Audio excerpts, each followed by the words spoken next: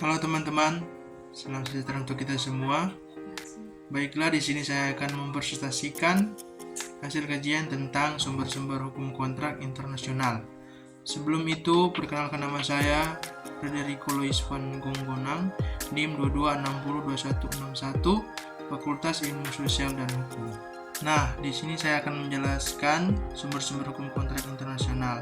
Hukum kontrak internasional terbentuk atas beberapa elemen dasarnya, seperti subjek hukum, objek hukum, sumber hukum, dan lainnya.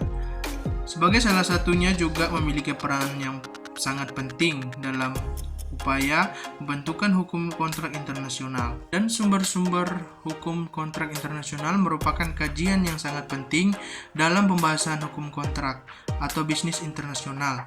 Berdasarkan sumber-sumber hukum kontrak internasional yang ada, maka akan dapat diterapkan kepada suatu fakta tertentu dalam menjalankan hukum kontrak internasional. Sumber-sumber hukum internasional yang dikenal yaitu: pertama, perjanjian internasional; kedua, hukum kebiasaan internasional; ketiga, prinsip-prinsip hukum umum. Kita masuk yang pertama, perjanjian internasional. Perjanjian internasional merupakan suatu perjanjian dalam bentuk dan nama tertentu yang diatur dalam hukum internasional yang dibuat secara tertulis serta menimbulkan hak dan kewajiban di bidang hukum politik. Yang kedua, hukum kebiasaan internasional.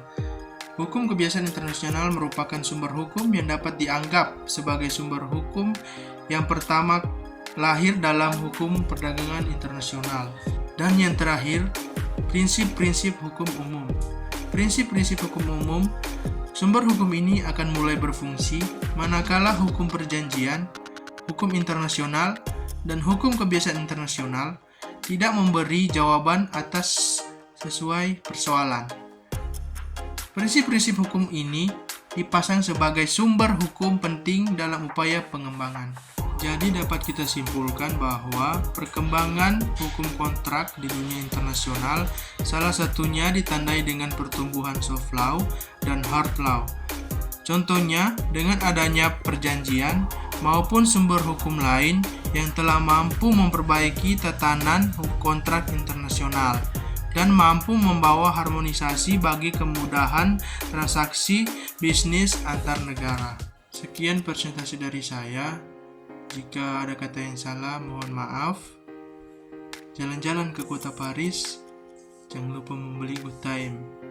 Sekian dan terima kasih, and see you next time.